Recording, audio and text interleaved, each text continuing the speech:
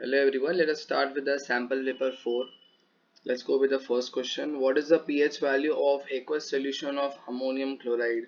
अब ammonium chloride जो है वो कैसे बना होगा? अमोनियम क्लोराइड बना होगा अमोनियम हाइड्रोक्साइड से और HCl से, ठीक है ना। अमोनियम हाइड्रोक्साइड जो है वो एक वीक बेस होता है और HCl जो है वो एक स्ट्रॉन्ग एसिड होता है, ठीक है। अब स्ट्रॉन्ग एसिड और वीक बेस जब आपस में रिएक्ट करेंगे तो सॉल्ट बनेगा, वो एसिडिक सॉल्ट बनेगा, बिकॉज यहाँ पर स्ट्रॉन्ग क्या है? एसिड, ठीक है। सो यहाँ से what will get, this is plus, this is minus, this is plus, this is minus, plus minus को अट्रैक्ट करेगा और अपने मिलेगा, हमें मिलेगा अमोनियम क्लोराइड। और ये सॉल्ट कौन सा होगा? एसिडिक सॉल्ट होगा, बिकॉज स्ट्रॉन्ग एसिड यूज हुआ है यहाँ पर, ठीक है। और साथ में H2O फॉर्म होगा। तो एसिडिक सॉल्ट विल फॉर्म, तो एसिडिक सॉल्ट का जो पीएच होता है would be less than 7। Second is which of the following is use as a food preservative? Food preservative में एसिटिक एसिड जो है the best food preservative. After digestion of protein into which substance does it gets convert? Protein converts into amino acids. उसके बाद है electric heater है जिसमें वो power consume कर रहा है। तो यहाँ पर पावर का वैल्यू दे दिया है 1.1 kilo watt and voltage is also given, that is 220 volts. The current flowing through it must be, अब यहाँ से कौन सा फॉर्मूला आने वाला है पावर का? P equals to V into I. तो I क्या हो जाएगा? I equals to P upon V। Power कितना है? 1.1 किलो वाट, जिसको मैं वाट में कन्वर्ट करूंगा तो मल्टीप्लाई बाय क्या हो जाएगा? 1000। और वोल्टेज कितना है? 220 वोल्ट्स। क्रॉस मल्टीप्लाई करो, आप सॉल्व करोगे, you will get answer that is 5 amperes. तो हमारा आंसर जो है वो 5 एम्पियर्स आ जाएगा। विच of the following always forms virtual image? Virtual image जो है वो कॉन्वेक्स मिरर और कॉनकेव लेंस, ये हमेशा वर्चुअल इमेजेस फॉर्म करेंगे। Which phenomena is responsible for twinkling of star? Twinkling of star is due to atmospheric refraction. Next is dash is used in the preparation of tincture of iodine, that is ethanol. In somatic cells मतलब reproductive cells के अलावा total 23 pairs of chromosomes होते हैं, but one pair जो है वो sex chromosomes का होता है और 22 जो है वो सोमैटिक के होते हैं, जो सारे बॉडी के सेल्स होते हैं, ठीक है, रिप्रोडक्टिव सेल्स को छोड़ के। The chromosomes are found in 22 pairs, हमारा आंसर होगा। The SI unit of electric power, power का यूनिट जो होता है that is what? The terminal end of the excretory unit opens into, finally जो है they are asking that nephron जो है फाइनली किसमें ओपन करेगा? That would be urine collecting duct. Dash mirror is used in the headlight of the car, headlight of the car में क्या use होगा? Concave mirror. Sania Nehwal wins bronze medal in the badminton, then the medal would be made up of, bronze medal है तो copper और tin। True and false बताना है। Magnesium is less reactive than sodium, तो that is true। Sodium जो है ज़्यादा reactive है, because potassium, sodium, calcium and magnesium reactivity series। In human, sex determination takes place when fertilization occurs, तो during the fertilization या after fertilization sex determination occurs। Next is due to atmospheric refraction Tyndall effect can be seen। Tyndall effect जो है scattering of light की वजह से होता है, so atmospheric refraction की वजह से नहीं होगा, so this is false। Tooth decay starts when pH of the mouth is lower than 5.5, so this is true। What deficiency in our diet causes the disease goiter? That is iodine। A cross between capital T and small t result into all plants being tall. Which trait is tallness? Because अभी आप cross करोगे तो आपको सारे tall plant मिलेंगे, so capital T represents what? Tallness, ठीक है, capital T represents tallness, ये इसका आंसर होगा। Write the name of the most front part of the human eye, that is cornea, the outermost part of the human eye where light first enters, that is cornea। इससे mismatch pad ढूंढना है आपको। Open की ठीक है, open है ये। Ammeter correct है। इलेक्ट्रिक सेल, सेल बैटरी नहीं, ये वोल्ट मीटर है। सो ये वाला मिसमैच्ड है, ये इनकरेक्ट है। मेडुला का फंक्शन दैट इज सलाइवेशन के लिए रिस्पॉन्सिबल है। Cerebellum balance of the body के लिए रिस्पॉन्सिबल होगा। इम्पोर्टेंस ऑफ ओजोन लेयर, इसका इम्पोर्टेंस क्या है? Absorption of UV radiation, depletion of ozone layer, it is due to the chemical that is CFC, chlorofluorocarbon. Next section would be of 2 marks. Write 2 points difference between endothermic and exothermic reaction. Endothermic reaction क्या होता है? The reaction in which heat is absorbed, and exo का मतलब the reaction in which heat is released. ये तो main difference हो गया। ठीक है, तो इनकी एक डेफिनेशन लिख सकते हो और आप एग्जाम्पल भी लिख सकते हो। ठीक है, सो फर्स्ट पॉइंट तो मैंने समझा दिया, एक्सोथर्मिक रिएक्शन जिसमें हीट क्या होगी? रिलीज हो जाएगी। ठीक है, and endothermic reaction in which heat is absorbed. Second is exothermic में combustion reaction are exothermic reaction and dissolution of glucose is a endothermic reaction. Chemical reaction से भी देख सकते हैं। exo में you could write example like simple one, C plus O2 forms CO2 with the release of heat. ठीक है, endothermic reaction में आप कोई भी डिकम्पोजिशन रिएक्शन लिख सकते हो like PbNO3 whole twice forms what? PbO plus NO2 plus O2। तो ये एंडोथर्मिक रिएक्शन का एग्जाम्पल हो गया और ये एक्सोथर्मिक रिएक्शन का एग्जाम्पल। ठीक है, after that they are asking explain thermite process with equation. Thermite process किसको बोलते हैं? A reaction which large amount of heat is released. ठीक है, इसमें बहुत सारी हीट रिलीज होती है, उसको हम लोग थर्माइट प्रोसेस बोलते हैं, जिसमें रिएक्शन किसके बीच में होगा? Fe2O3 plus aluminium powder. Aluminium जो Fe की जगह पे आ जाएगा, it will forms Al2O3 along with Fe along with the release of large amount of heat. So in thermite reaction, metal oxides reacts with aluminium powder to forms aluminium oxide, iron होगा और साथ में heat produce होगी। अब ये reaction जो है वो हम लोग यूज कर सकते हैं जॉइनिंग ऑफ रेलवे ट्रैक्स के अंदर। रेलवे ट्रैक्स को ज्वाइन करने के लिए यूज में आ सकता है ये रिएक्शन। 27 जो है वो एट्रियम और वेंट्रिकल्स का डिफरेंस पूछ रहे हैं।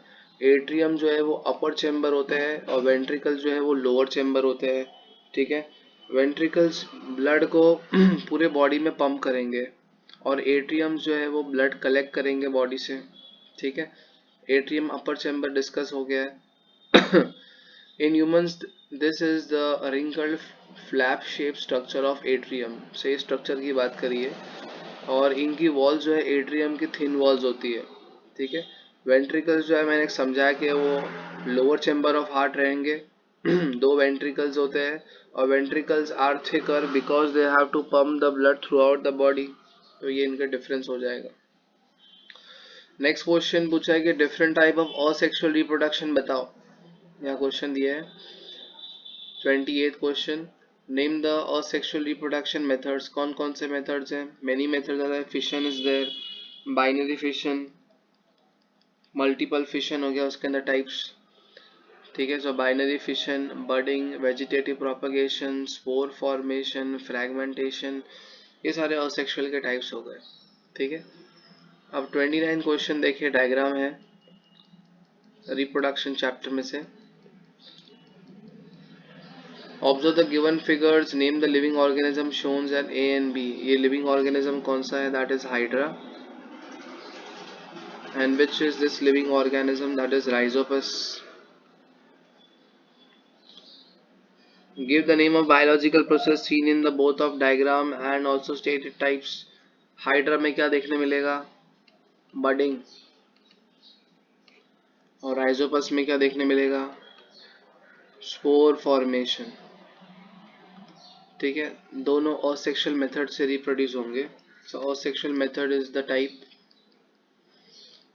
Next we'll go 29 is completed. We'll go with the next one, that is the 30 question. Give scientific reason rainbow is visible in the sky only after the rain shower. देखो इसका main reason ये है कि rain के बाद water droplets जो है atmosphere में होते हैं and each water droplet acts as a tiny prism. ठीक है, तो एटमॉस्फेयर में वाटर ड्रॉपलेट्स होंगे एंड हर एक ड्रॉपलेट जो है प्रिज्म की तरह एक्ट करेगा। जब उस पर सन की रेस पड़ेगी तो it will splits into 7 colours और ये रेनबो फॉर्मेशन के लिए हेल्पफुल है। तो यहाँ लिखा है after a shower of rain drops are suspended in air, जो समझा दिया है मैंने। And when a ray of light enters this drop acts as a prism and splits into its component. और यहाँ पर क्या होने वाला है, डिस्पर्जन होगा। Light of different colours emerge from the rain drop such as red at the top रहेगा और वॉयलेट जो है would be at the bottom, दस अ रेनबो इज फॉर्म। ठीक है, तो ये सारे स्टेप्स इन्वॉल्व है। Draw the symbol of the following components. Electrical cell, cell जो है वो सिंपल प्लस और माइनस, ये हो गया हमारा इलेक्ट्रिकल सेल। रेजिस्टर, हमारा ये रेजिस्टर हो गया। ठीक है, ammeter, ammeter is a device जिससे हम क्या मेजर करते हैं, करंट मेजर करते हैं। अ वायर जॉइंट, ये एक वायर है और दूसरे वायर को जॉइंट लगाया हमने यहाँ पर। ठीक है, चलो 32 question is a numerical. Electric heater draws a current of 4 amperes, तो यहाँ पर जो करंट की वैल्यू है दैट वुड बी 4 एम्पियर्स और पोटेंशियल डिफरेंस जो है वो 60 वोल्ट्स है। हमें रेजिस्टेंस फाइंड करना है। अच्छा, how much current will the heater draws if the current is, मतलब वापस से आपको करंट फाइंड करना है जब वोल्टेज जो है वो 120 होगा। अब वोल्टेज को डबल कर दिया है।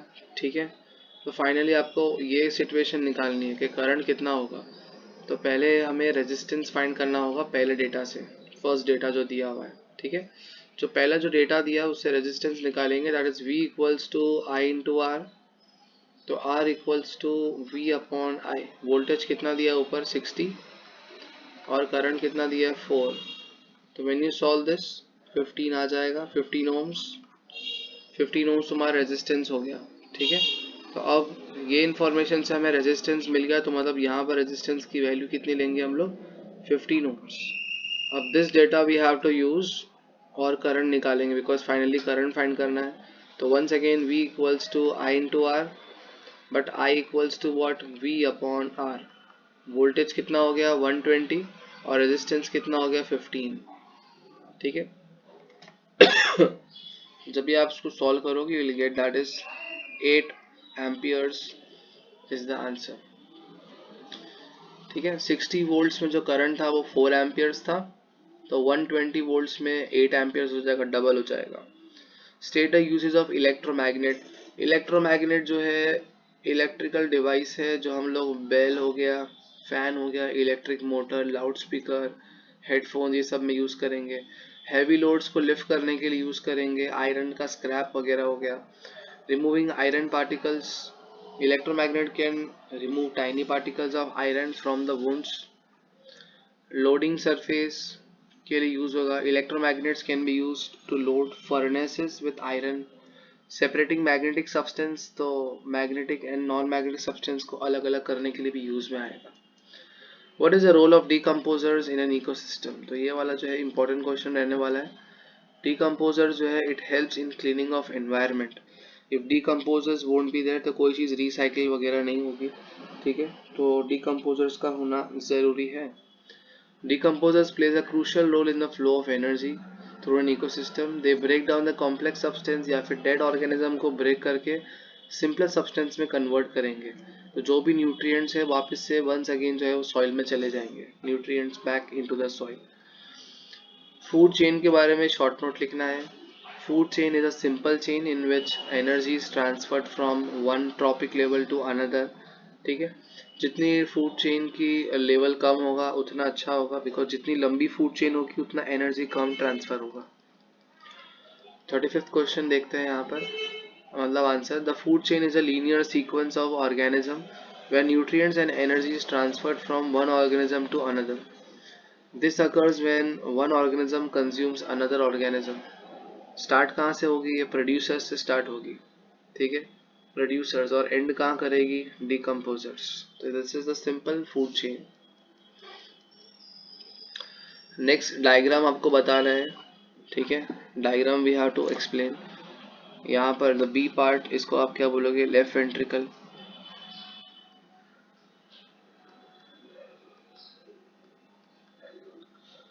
ठीक है। So this is the left ventricle, और तो ये वाला कौन सा हो गया, राइट वेंट्रिकल।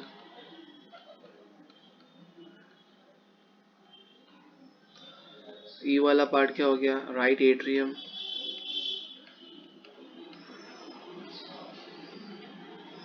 और सी वाला पार्ट जो है, यहाँ से डीऑक्सीजनेटेड ब्लड जो है लंग्स में जा रहा है।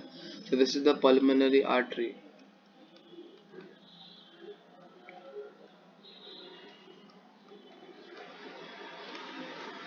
ओके।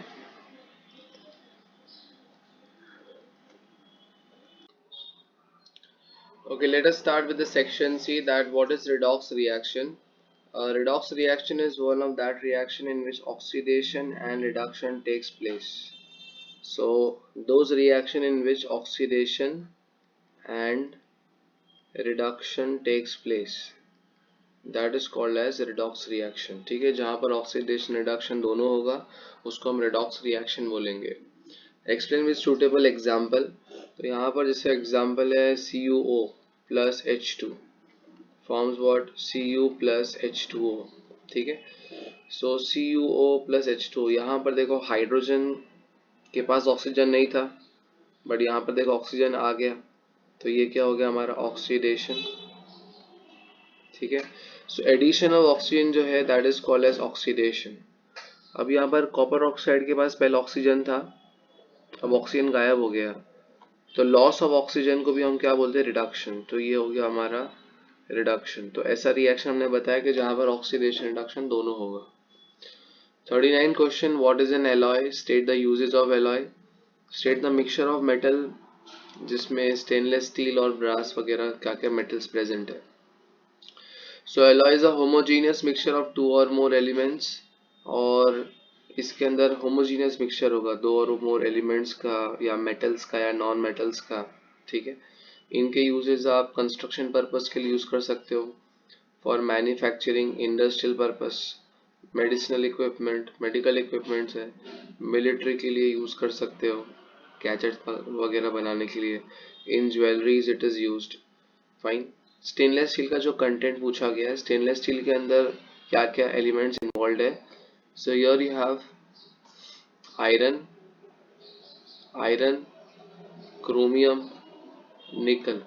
ठीक है, तो ये सारी चीजें इन्वॉल्व है, आयरन, क्रोमियम और निकल, एंड कार्बन भी है साथ में. और brass is alloy of copper and zinc. ठीक है, so this is the question for alloys.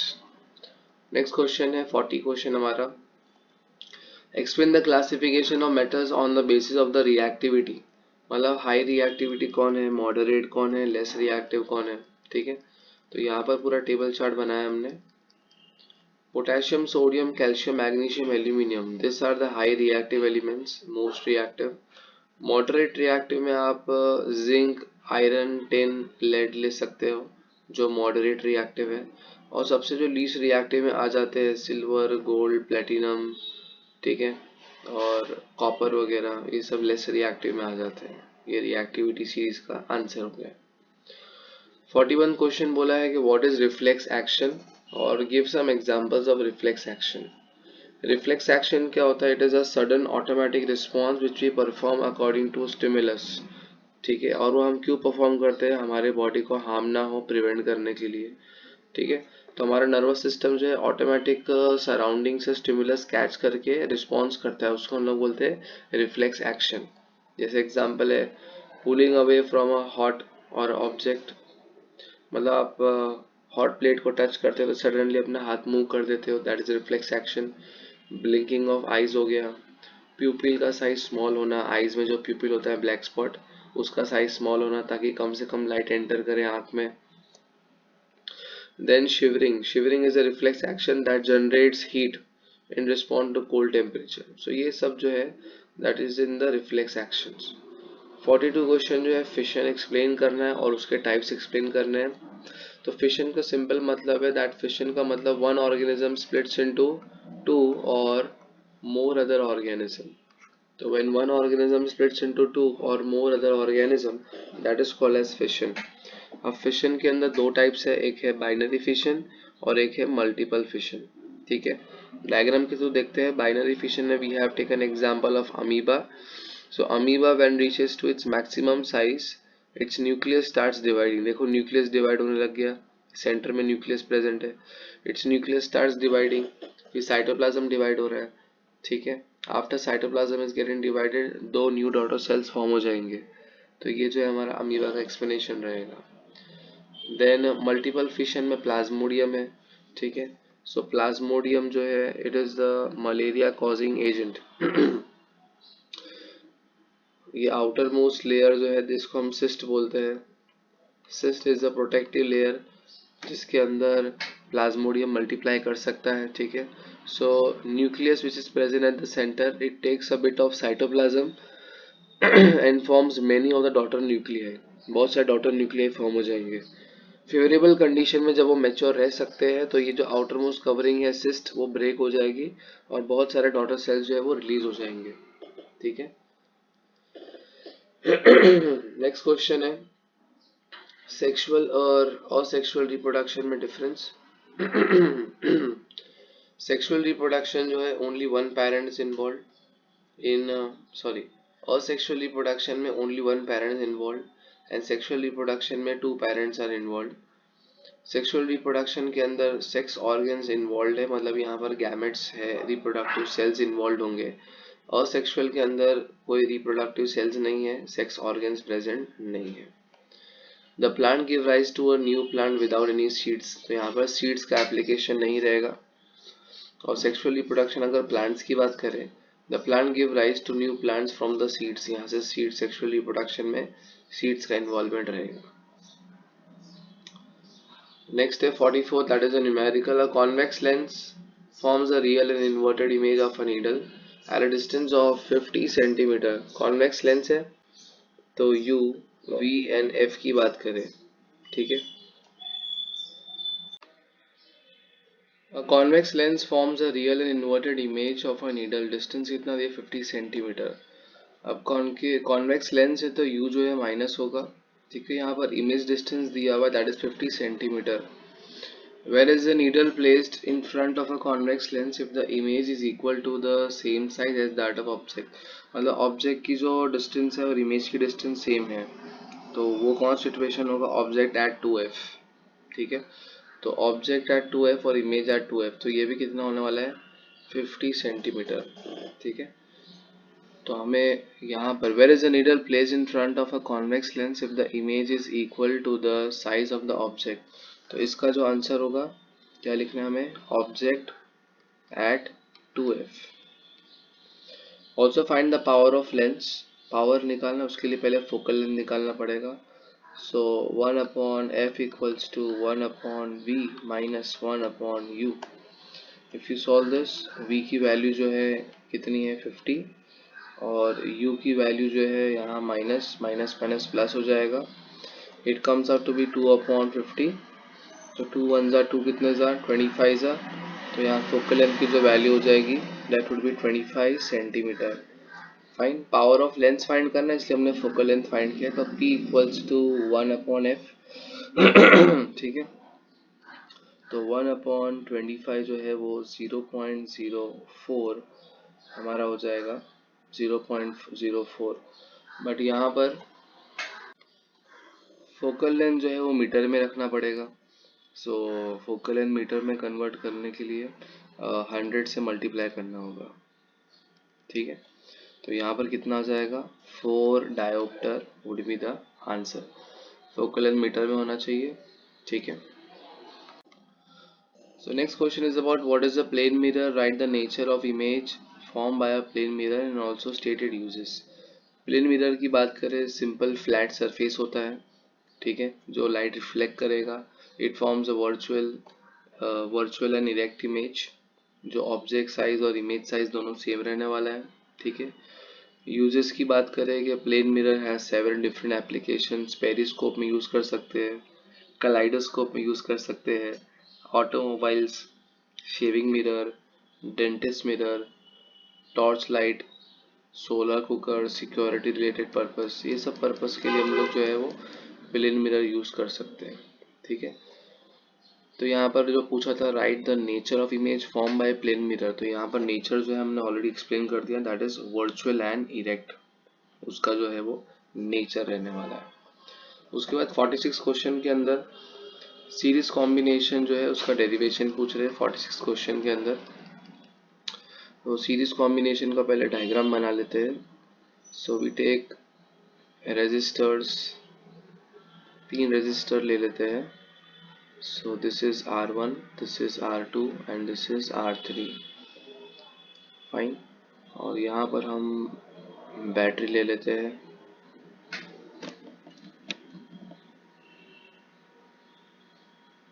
Battery ले लेंगे और स्विच और की वगैरह जो भी है, ठीक है। तो करंट जो है वो यहाँ से यहाँ फ्लो हो रहा है, करंट का वैल्यू है, ठीक है। करंट का वैल्यू सेम रहने वाला है। यहाँ पर वोल्टेज है और यहाँ इसका जो वोल्टेज होगा वो होगा V1, ये जो वोल्टेज है वो क्या होगा V2, और यहाँ जो वोल्टेज होगा वो क्या होगा V3, ठीक है ना। वोल्टेज यहाँ पर डिफरेंट है, so V equals to total voltage निकालते हैं, that is V1 plus V2 plus V3, ठीक है। तो ये हमारा इक्वेशन नंबर 1 हो गया। ना by ohm's law we know that V is equals to I into R। Fine. अब सबके लिए अप्लाई करना है, फर्स्ट सेकेंड और थर्ड, तीनों रेजिस्टर्स है, ठीक है। अब वोल्टेज सबका डिफरेंट रहने वाला है, तो पहले इक्वेशन जो बनता है इसको हम सेकंड ले लेते हैं। तो V1 equals to, current same रहने वाला है तो I इंटू R1, ये हमारा थर्ड हो गया। फिर क्या होगा V2 equals to I into R2, because current सब में सेम फ्लो होने वाला है, वोल्टेज सबका अलग है। और यहाँ पर V3 equals to I into R3, तो ये फिफ्थ हो गया, ठीक है। नाउ ये इक्वेशन 3, 4 एंड 5 हम किस में सब्स्टिट्यूट करेंगे, फर्स्ट में, ठीक है। तो यहाँ पर 2, 3, 4, 5 ये सारी की सारी वैल्यूज फर्स्ट में सब्स्टिट्यूट करेंगे। देखो 2 का इक्वेशन क्या है, V equals to I into R, तो यहाँ पर V लिखा हुआ है, तो यहाँ पर I इंटू आर सब्स्टिट्यूट कर दो पहले इक्वेशन में, तो ये क्या हो गया I इंटू आर। V1 का वैल्यू यहाँ पर लिखा हुआ है I इंटू R1, फिर V2 का वैल्यू I इंटू R2 और V3 का वैल्यू I इंटू R3। यहाँ पर सब I कॉमन हो गया, I कॉमन हो गया, तो ये क्या होगा R1 plus R2 plus R3, और ये क्या हो गया I इंटू R। I और I कैंसिल, सो रेजिस्टेंस जब सीरीज में लगेंगे तो टोटल रेजिस्टेंस आ गया R1 plus R2 plus R3। तो ये हमारा जो है मेन फॉर्मूला डिराइव हो गया, ठीक है। The 47th question, explain the experiment of preparing H2 gas in the laboratory with diagram।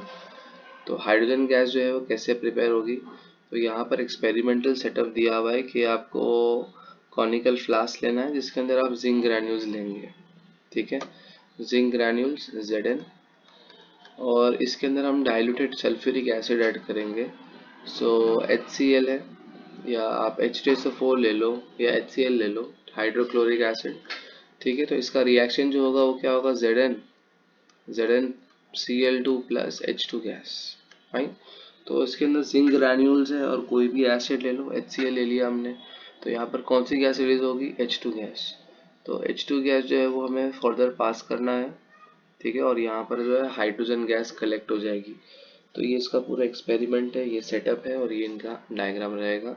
और हाइड्रोजन गैस जो है कौन से साउंड से बर्न होगा, पॉप साउंड से it will produce a sound, hydrogen gas. Fine. 48th question रहेगा, explain the importance of pH in the soil. देखो सॉइल जो है सबसे इम्पोर्टेंट, उसका पीएच जो है न्यूट्रल होना चाहिए। ज़्यादा आप फर्टिलाइजर्स ऐड करोगे तो सॉइल का जो पीएच है बहुत ज़्यादा एसिडिक हो जाएगा, तो प्लांट जो है बराबर ग्रो नहीं होंगे, ठीक है। The soil pH plays an important role in the growth of plants and crops. Ideal pH जो है वो 6.3 से 7, मतलब न्यूट्रल के आसपास जो है पीएच होना चाहिए, which will be responsible for good growth of plants. If pH is highly acidic, then lime is added to neutralize the acidity and gypsum is added to neutralize the basicity। मतलब बहुत सारा acidic हो चुका है तो उसके अंदर हम लोग लाइम ऐड करेंगे, बिकॉज लाइम थोड़ा बेसिक नेचर में होता है तो न्यूट्रलाइज करने के लिए। और जिप्सम जो है हम लोग कब ऐड करेंगे, जब पीएच जो है ज़्यादा बेसिक चले जाए जिप्सम थोड़ा एसिडिक है तो पीएच जो है वो मेंटेन करेगा, ठीक है।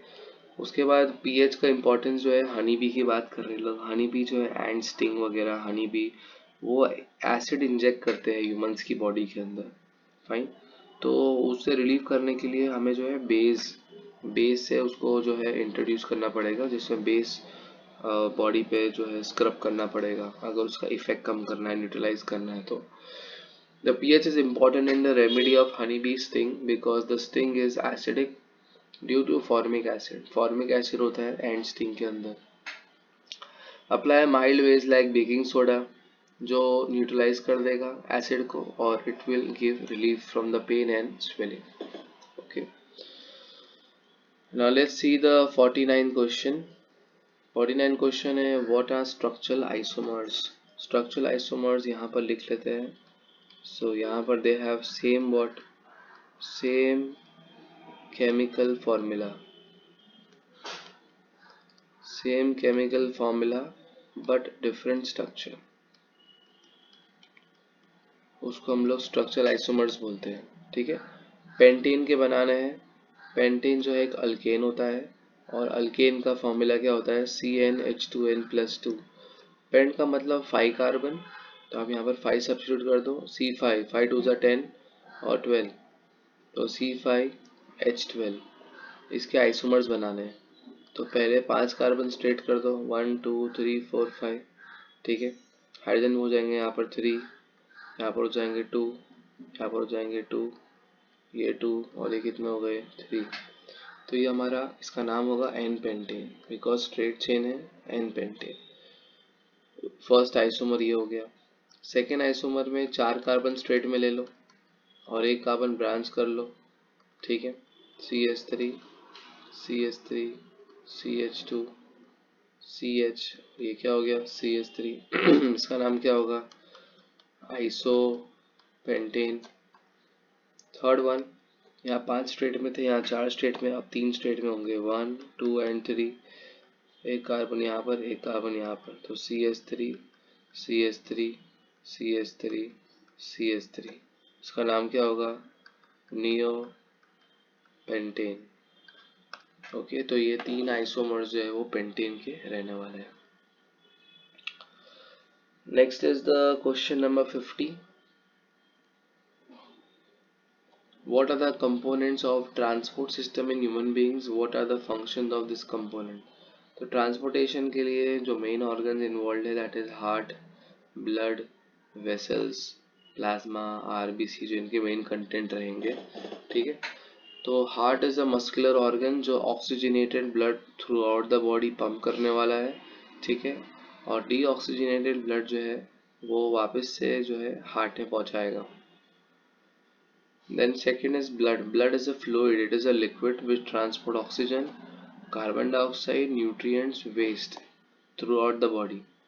ब्लड वेसल्स के अंदर हमारे पास जो वेसल्स है, आर्टरीज है, वेन्स है, कैपिलरीज है। आर्टरीज जो है ऑक्सीजनेटेड ब्लड हार्ट से पूरी बॉडी में सर्कुलेट करेगा और वेन्स जो है वो डीऑक्सीजनेटेड ब्लड बॉडी से लेके हार्ट में लेकर आएगा और कैपिलरीज जो है वो छोटे छोटे सेल्स तक ब्लड को, ऑक्सीजनेटेड ब्लड को पहुंचाएगा, ठीक है। अब ब्लड के जो कंटेंट है मेन है प्लाज्मा। प्लाज्मा जो है वो मैक्सिमम कंटेंट प्रेजेंट होता है ब्लड के अंदर और उसका मेन फंक्शन होगा food transportation, CO2 transportation, nitrogenous waste transportation. Red blood cells are red due to the presence of haemoglobin और हेमोग्लोबिन जो है वो ऑक्सीजन को होल्ड करके थ्रू आउट द बॉडी जो है ट्रांसफर करता है। वाइट ब्लड सेल्स का मेन फंक्शन है इन्फेक्शन से प्रोटेक्ट करेगा, ठीक है। एंड ब्लड प्लेटलेट्स, प्लेटलेट जो है it helps in the clotting of blood, clotting of blood, blood सुखाने के लिए काम में आएगा, fine. So the next question is 51 question, explain human respiratory system. अब रेस्पिरेटरी सिस्टम का जो है डायग्राम प्रैक्टिस करना होगा, ठीक है। सो इन respiratory system the air first passes to nose then to nasal passage, ठीक है। तो पहले जो एयर पास होने वाला है that is nose and then to nasal passage. Nasal passage contains hair and mucus which filters the air. अब filtered air जो है वो फर्दर पास करेगा फेरिंग्स पे. Further the filtered air passes to larynx. Larynx is also called as voice box. ये larynx का structure है. It is also called as voice box. Larynx further divides into trachea. Trachea consists of rings of cartilage. यहाँ पर rings of cartilage present है. So this rings of cartilage prevents the collapsing of air when there is no air in it. Further trachea जो है it divides into bronchi. अब यहाँ पर देखो branches जो है that is called as bronchi. Bronchi further जो है छोटे parts में split होगा that is called as bronchioles.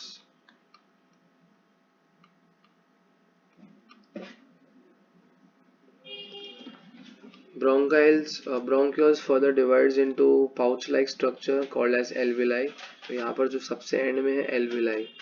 So there is alveoli which are pouch-like structure present million in numbers through which exchange of gases takes place. तो ये पूरा respiratory system के अंदर explanation रहेगा. This is the 51 question. 52nd question is explain Tyndall effect.